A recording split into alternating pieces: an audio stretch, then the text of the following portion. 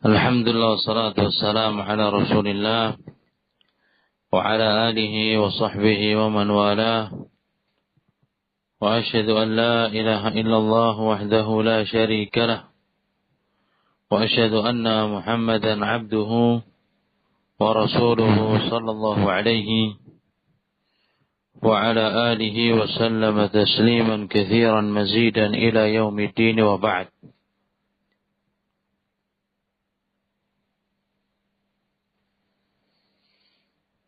قال شيخ الإسلام محمد بن عبد الوهاب النجدي الحنبلي رحمه الله: فإذا عرفت أن الله خلقك لعبادته فاعلم أن العبادة لا تسمى عبادة إلا مع التوحيد.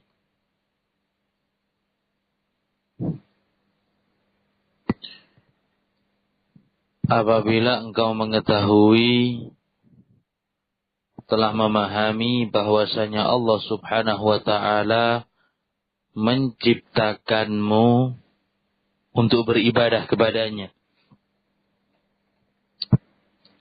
maka ketahuilah bahwasanya ibadah tidak akan bisa disebut sebagai ibadah kecuali hanya dengan tauhid. Maka dari paragraf ini terdapat permasalahan yang sangat penting, sempat kita singgung pada kajian sebelumnya, mengenai al-alaqah, korelasi, hubungan antara tauhid dan ibadah. Dan telah kita sebutkan penjelasan mengenai definisi tauhid, begitu pula makna arti dari ibadah. Maka perlu difahami bahwasanya ibadah ini a'am, lebih umum, lebih luas daripada tauhid. Tauhid lebih sempit, lebih khusus daripada ibadah. Fakullu muwahhidin abidun lillah. Setiap muwahhid berarti dia menyembah kepada Allah Subhanahu wa ta'ala. Pasti. Walaysa kullu man 'abadallah yakunu muwahhidan. Akan tetapi tidak semua orang yang menyembah kepada Allah Subhanahu wa ta'ala disebut sebagai muwahhid.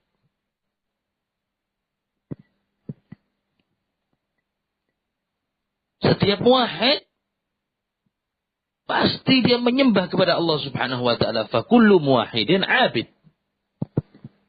Muwahhid itu adalah abid, orang yang beribadah. Walaysa kullu man 'abadallah yakunu muwahhidan. Dan enggak semua orang yang menyembah Allah Subhanahu wa ta'ala bisa dikatakan sebagai muwahhid.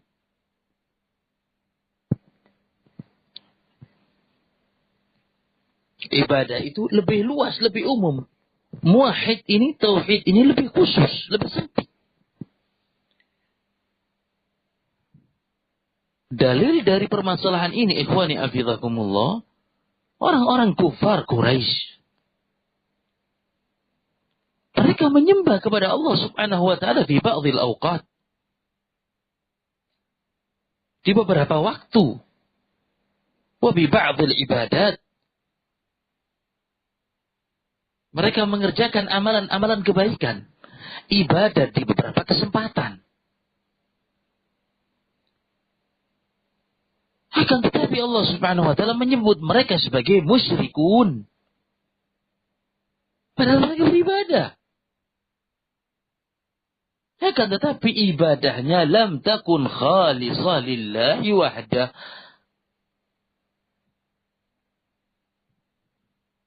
Tidak ikhlas karena Allah subhanahu wa ta'ala semata. Karena ibadahnya mereka mustarakah. Bercampur aduk. Beribadah kepada Allah, beribadah juga kepada selain Allah.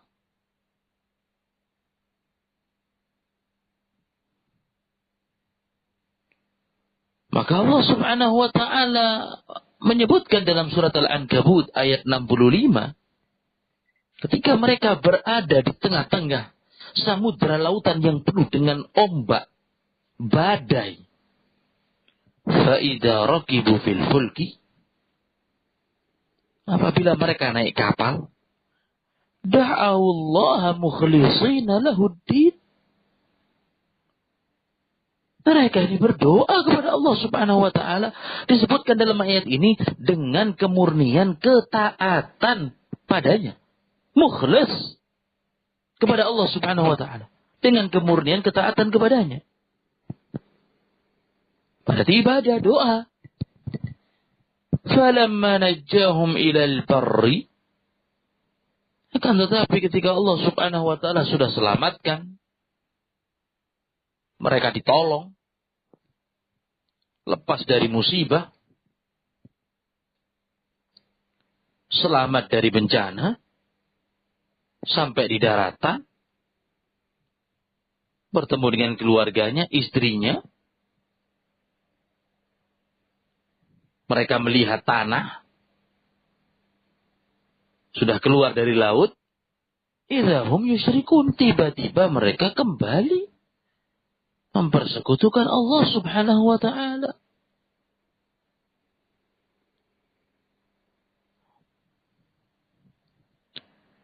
Itu pula Allah subhanahu wa ta'ala berfirman dalam surat Al-Anfal ayat 33. Wa ma kana Allahu liyu'adzibahum wa anta fihim. Dan tidaklah Allah subhanahu wa ta'ala mengazab mereka dan engkau ada di tengah-tengahnya. Wa ma kana Allahu mu'adzibahum wa hum yastaghfirun. Dan Allah subhanahu wa ta'ala tidak akan mengazab mereka ketika dalam keadaan meminta ampunan. Berarti di antara kaum-kaum tersebut mereka beribadah kepada Allah subhanahu wa ta'ala. Tapi mereka berhak untuk mendapatkan azab. Padahal mereka beribadah.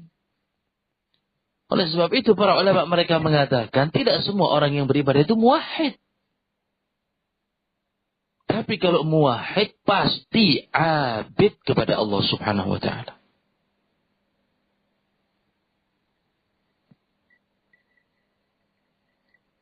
Pendalilan yang lain sebagaimana disebutkan oleh Ibnu Jarir At-Tabari dalam tafsirnya.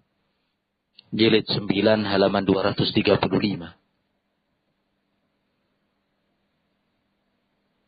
Beliau menukil ucapan sahabat Ibnu Abbas radhiyallahu ta'ala anhuma wa ardhahuma.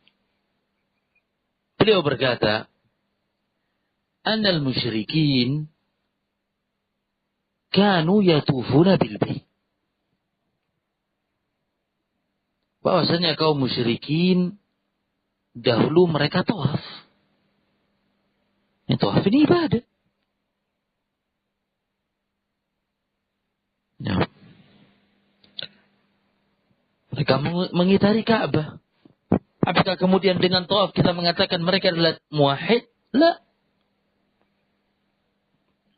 Kata Ibnu Abbas bahwasanya kaum musyrikin dahulu mereka tawaf di Ka'bah. Di Baitul Haram. Yaqulun. Yang tawaf tersebut mengatakan, labbaik la syarika laka labbaik. Aku menjawab panggilanmu. Tiada sekutu untukmu. Aku menjawab panggilan tersebut. Labbaik la syarika laka labbaik. Maka Nabi alaihi salatu wasallam berkata, qad.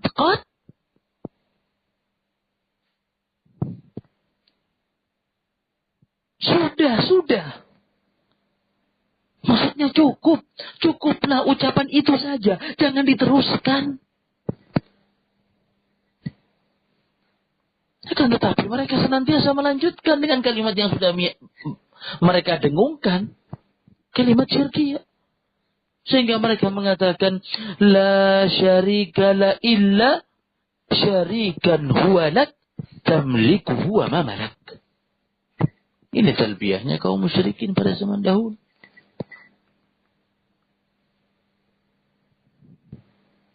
La syarika laka illa syarikan huwa lak. Tidak ada sekutu bagimu kecuali sekutu yang telah kau miliki. Artinya Allah subhanahu wa ta'ala ridha dengan sekutu-sekutu tersebut.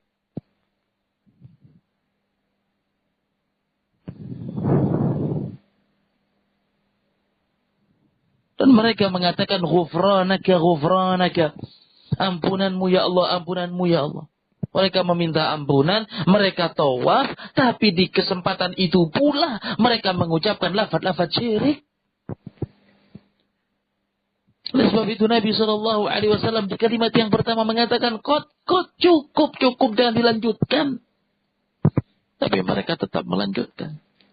Dengan tambahan-tambahan kalimat kesyirikan dan sekutu kepada Allah subhanahu wa ta'ala. Dan hadis ini disahihkan oleh Al-Allamah Syekh Muqbil Ibn Hadi Al-Wadi'i. Hadis tersebut muhaddits Diyar Al-Yamaniyah dalam kitabnya As-Sahih Al-Musnad min Asbabin Nuzul yang terdapat dalam surat Al-Anfal. Syekh Muqbil memiliki kitab yang di sana beliau masukkan hadis-hadis sahih yang berkenaan dengan sebab turunnya ayat. 1 jilid saja. Dan beliau sahihkan hadis ini di kitab tersebut. Maka pada ayat yang sudah kita baca, begitu pula hadis, penjelasan bahwasanya kaum musyrikin mereka meminta ampun kepada Allah. Mereka haji, mereka sa'i, mereka tawaf, mereka istighfar, dan yang selainnya dari berbagai macam perkara-perkara ibadah. Maka dari sudut ini, ikhwani afidakumullah, kita katakan abadullah. Mereka menyembah Allah. Lakinnahum musyrikun bi'tibar anna hadhihi al-ibadah laysat khalisah lillah. Tapi mereka musyrik disebabkan ibadah tersebut bukan dengan keikhlasan kepada Allah subhanahu wa ta'ala. Mushtarakatun fasidatun ghairu maqbulah. Ibadah yang penuh dengan sekutu, bercampur baur dengan tandingan-tandingan, yang mana ibadah tersebut rusak dan tidak diterima.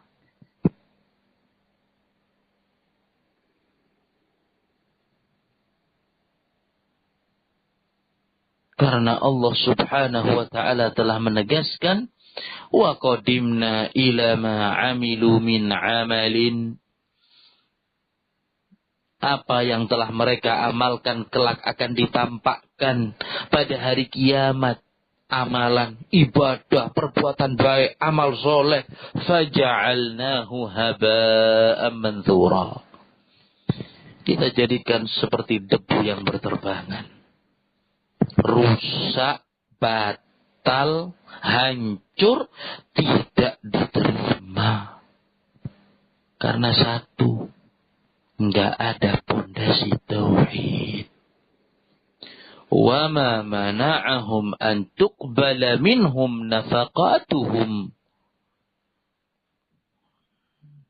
Tidak menghalangi untuk menerima dari mereka nafkah-nafkahnya. Orang-orang musyrik mengeluarkan harta, infak, sedekah, mungkin zakat.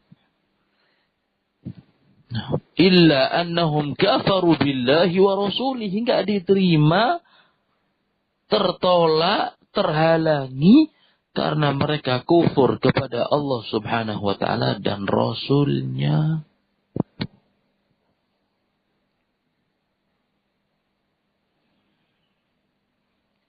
Maka tidak pantas dikatakan mereka bertauhid kepada Allah Subhanahu wa taala walaupun beribadah kepada Allah.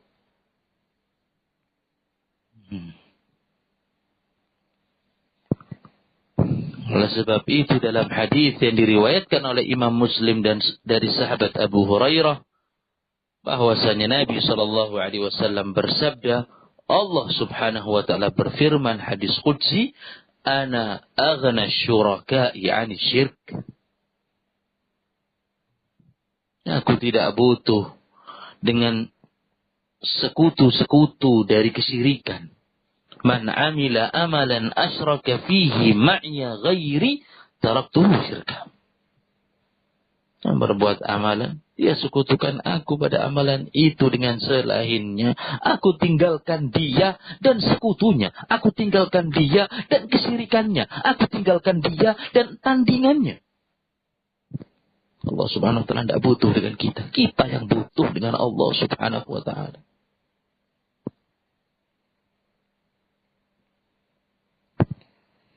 Maka ketika beribadah dan mengikhlaskan hanya kepada Allah Subhanahu wa ta'ala semata, ini yang berhak untuk disebut sebagai abid muwahhid.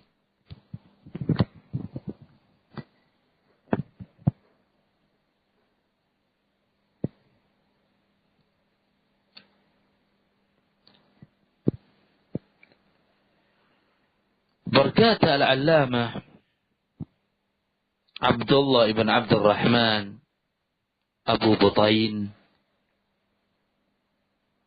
sebagaimana yang terdapat dalam risalah beliau, yaitu makna ibadah pada halaman 164.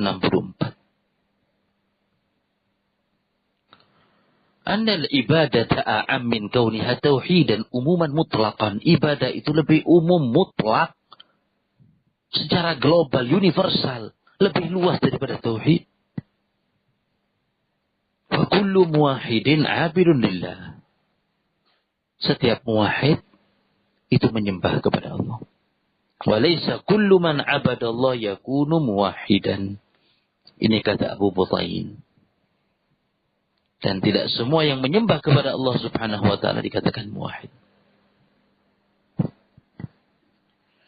Kama qala al-Khalil alaihi salam, sebagaimana ucapan Khalil Ibrahim, kata beliau, Qul afara'aitum ma kuntum ta'budun. Apakah kalian lihat apa yang kalian sembah? Di sini disebut dengan lafaz ta'budun, apa yang kalian ibadahi. Antum wa aba'ukumul aqdamun. Kalian dan ayah-ayahmu yang terdahulu, nenek moyang. Akan tetapi disifati oleh Nabi Ibrahim, fa innahum aduwwun li. Mereka itu semua musuhku. Padahal disebutkan dengan lafaz kalian beribadah. Bapak dan nenek moyang. Tapi disifati dengan innahum aduwwun li. Mereka adalah musuh-musuhku. Illa Rabbal Alamin. Kecuali Rabb Tuhan semesta alam. Kenapa? Karena mereka menyembah dan menyembah pula kepada selain Allah Subhanahu wa ta'ala.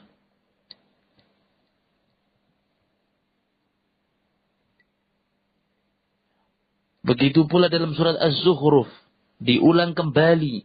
Wa idh qala Ibrahimu li abihi wa qaumihi, ketika Ibrahim berkata kepada ayah dan kaumnya, innani bara'un, aku berlepas diri, mimma ta'budun, dari apa-apa yang kalian ibadahi. Dengan lafaz ibadah. Tapi enggak semuanya diterima. Illa allazi fatarani, kecuali yang menciptakan aku. Fa innahu sayahdin, sesungguhnya dialah yang akan memberikan petunjuk dan hidayah.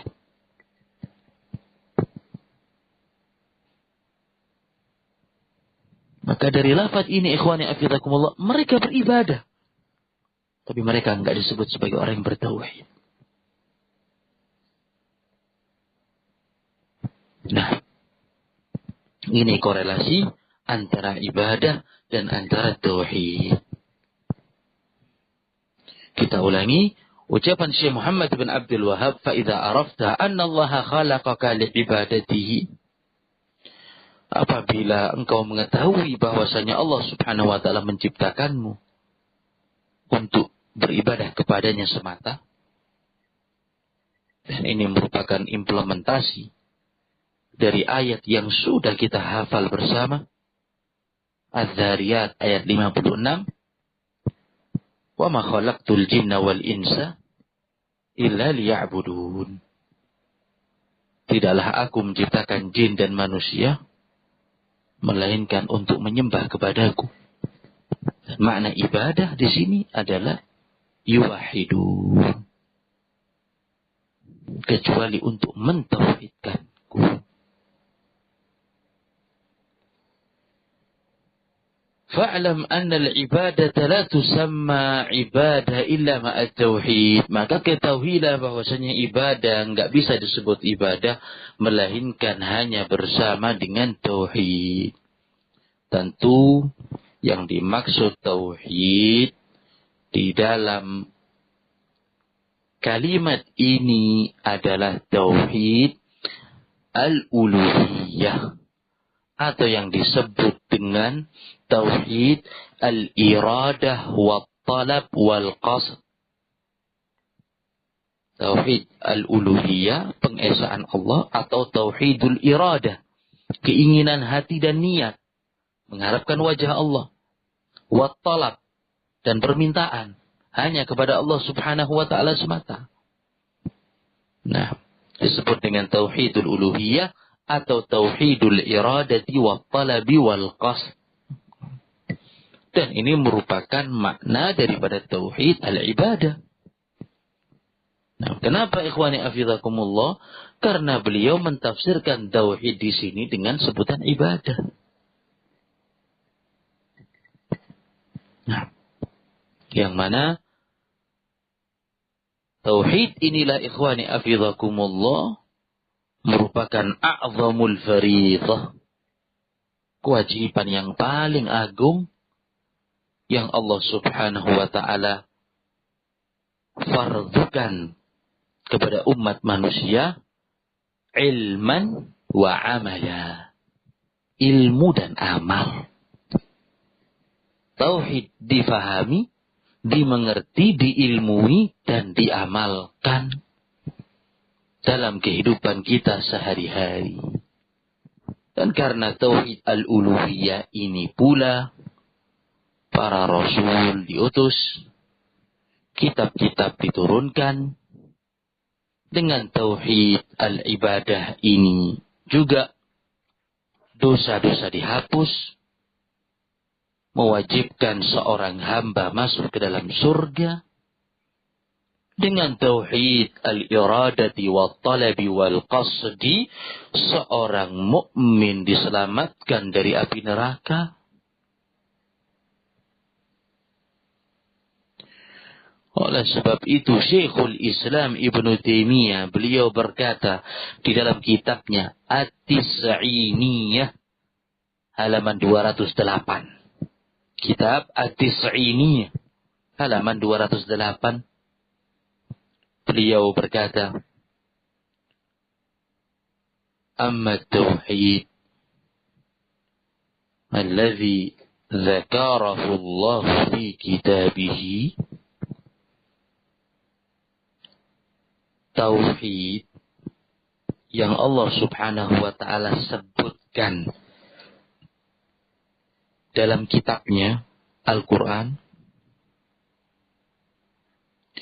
wa anzala bihi kutubahu, dan Allah Subhanahu wa ta'ala turunkan kitab-kitab yang ada kepada para rasul, wa ba'asa bihi rusula, dan Allah Subhanahu wa ta'ala mengirimkan utusan-utusan tersebut, wattafaqa alaihi al-muslimun min kulli millah, dan sudah menjadi kesepakatan kaum muslimin pada setiap umat dan zaman, fahuwa syahadatu an la ilaha illallah. Tauhid ini adalah persaksian tiada Tuhan yang berhak diibadai melainkan Allah subhanahu wa ta'ala. Wa huwa ibadatullahi wahdahu la syarikalah. Yaitu pengesaan kepada Allah subhanahu wa ta'ala semata, tidak ada sekutu baginya. Artinya ikhwani afidakumullah, tauhid yang disebutkan oleh para ulama ini mengerucut maksudnya adalah tauhid al-uluhiyah atau tauhid al-ibadah. Nah, qala rahimahullah kama anna as-salata la tusamma salatun illa ma'a at-tahara.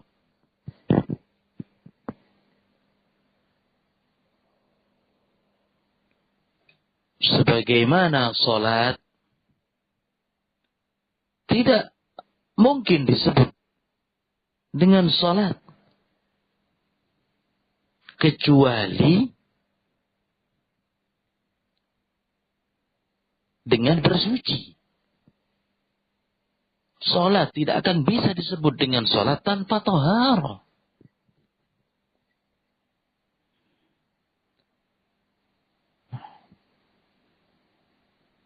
Dan ini benar ikhwani afidakumullah. Gak akan sah salat itu kecuali tanpa taharah dari hadas. Baik hadas kecil maupun hadas besar.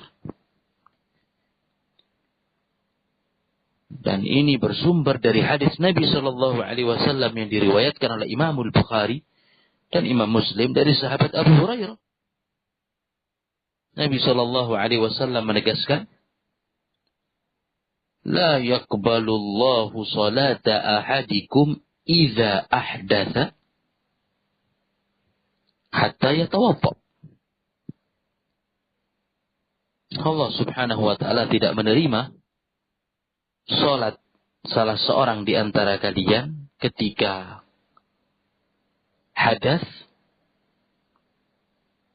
sampai dia berwudu. Artinya salatnya enggak sah, salatnya batilah.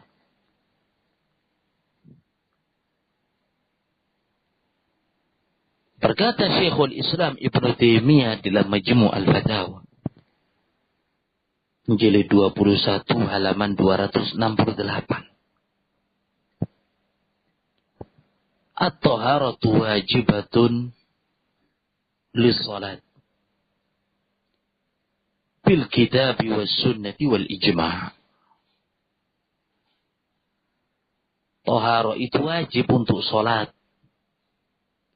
Kewajiban tersebut berdasarkan dari Al-Quran, As-Sunnah dan konsensus para ulama ijma'. Fardhaha wa naflaha, baik salat itu wajib, salat fardu ataupun salat sunnah nafilah. Bahkan Syekhul Islam Ibnu Taimiyah berkata, man shalla bi ghairi taharatin syar'iyyatin, orang yang salat tanpa taharah, orang yang salat tanpa bersuci secara syar'i, mustahillan bidzalik, dan dia menghalalkan itu, fahuwa kafir, maka orang itu dihukumi kafir. Menganggap halal sholat tanpa taharah. Walau lam yastahil, kalau orang itu tidak menghalalkan sholat nggak pakai taharah karena malas,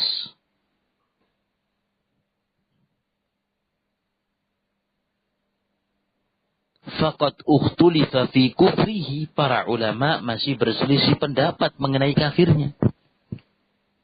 Dia tahu taharah ini wajib, tapi dia nggak bertaharah ketika sholat dalam keadaan sadar karena malas.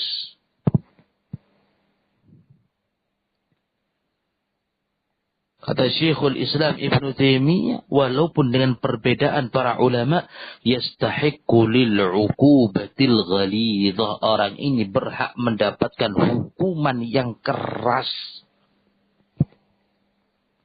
Karena salat wajib. Taharah merupakan kuncinya ibadah salat. Nah, kita kembali. Kama anna salata la tusamma salatun illa ma'at taharah. Sebagaimana salat itu enggak disebut salat kecuali dengan taharah. Sebagaimana ibadah tidak bisa disebut ibadah kecuali dengan tauhid. Tanpa tauhid ibadahnya rusak. Tanpa tauhid ibadahnya enggak diterima. Tanpa tauhid ibadahnya batal.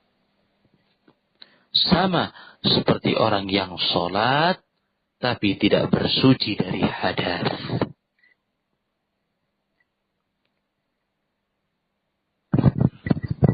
Qala rahimahullah, fa idza dakhala asy-syirku fil ibadati fasadat. Kemudian apabila syirik itu masuk di dalam ibadah, maka akan menghancurkannya.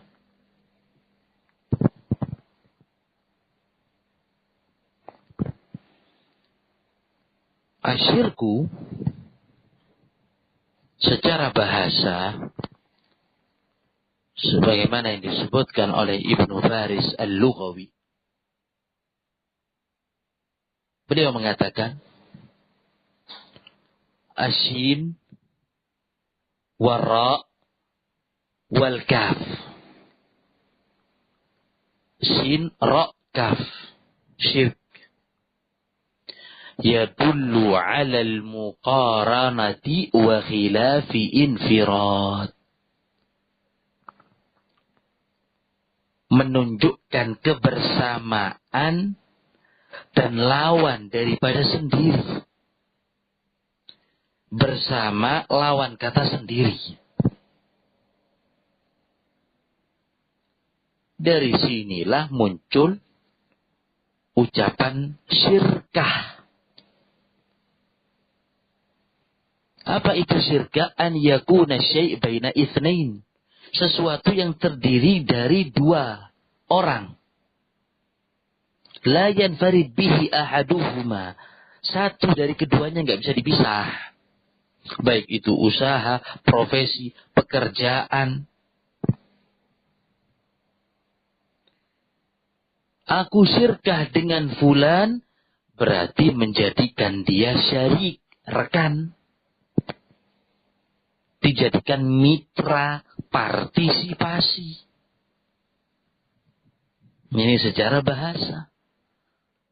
Oleh sebab itu Allah subhanahu wa ta'ala berfirman yang terdapat dalam surat Thaha ayat 32. Wa asyrikhu fi amri. Ikut serta. Partisipasi. Dia di dalam urusanku. Antara Harun kepada Musa alaihi salam. Meminta untuk dijadikan partner ketika menasihati Fir'aun. Dengan lafaz-lafaz ini. Shin, Ra, Kaf. Secara bahasa. Dan jamaknya asyrak. Syirkun, lafaz tunggal. Jamaknya asyrak. Secara istilah syar'i yang dimaksud dengan syirik adalah sarfu haqqin min huquqillahi ta'ala li ghairihi. Memalingkan hak dari hak-hak Allah subhanahu wa ta'ala kepada selainnya. Definisi ini disebutkan oleh Muhammad Al-Amin Asy-Shinqiti rahimahullah di dalam kitabnya Adwa'ul Bayan. Apa itu syirik? Memalingkan hak. Yang itu merupakan hak Allah subhanahu wa ta'ala kemudian diberikan kepada selain Allah. Ini definisi beliau. Cucu Syekh Muhammad ibn Abdul Wahhab, pengarang kitab Taisir Al-Aziz Al-Hamid, yang bernama Sulaiman ibn Abdullah ibn Muhammad ibn Abdul Wahhab. Cucu penulis kitab yang kita baca. Beliau menyebutkan yang dimaksud dengan syirik adalah musawa.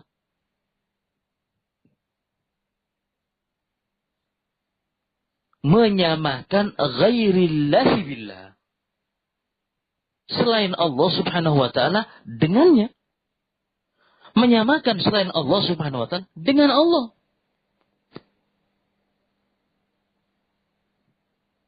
Fima huwa haqqun lillahi wa khasin bihi. Yang itu merupakan hak milik Allah subhanahu wa ta'ala. Atau hak khusus bagi Allah subhanahu wa ta'ala. Tapi diberikan kepada selain Allah. Hak Allah di sini maksudnya kullu ma yaqdir alaihi. Segala sesuatu yang tidak dimampu oleh siapapun. Kecuali hanya Allah subhanahu wa ta'ala. Menghidupkan, mematikan, memberi rezeki, menciptakan alam semua. Ini merupakan hak Allah subhanahu wa ta'ala. Tidak ada kita yang bisa mampu.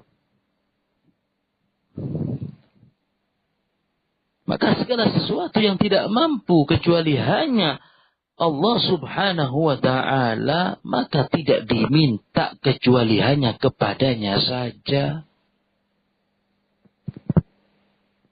Kalau minta itu kepada selain Allah subhanahu wa ta'ala, berarti dia telah memalingkan kekhususan Allah subhanahu wa ta'ala kepada makhluknya. Dan ini merupakan dosa paling besar di mana Allah subhanahu wa ta'ala dimaksiati. Inna syirka la zulmun azim. Syirik itu merupakan kezaliman yang besar. Luqman ayat 13. Ibnu Mas'ud bertanya kepada Nabi SAW, Ya Rasulullah, ayu dzambin a'zam? Apa dosa yang paling berat? Nabi SAW menegaskan, antaj'al lillahi niddan wa huwa khalaqak. Engkau menjadikan sekutu di sisi Allah subhanahu wa ta'ala. Padahal dia yang menciptakanmu. Tapi malah mencintai yang lain. Allah subhanahu wa ta'ala yang menciptakan kita. Memberikan rezeki kepada kita.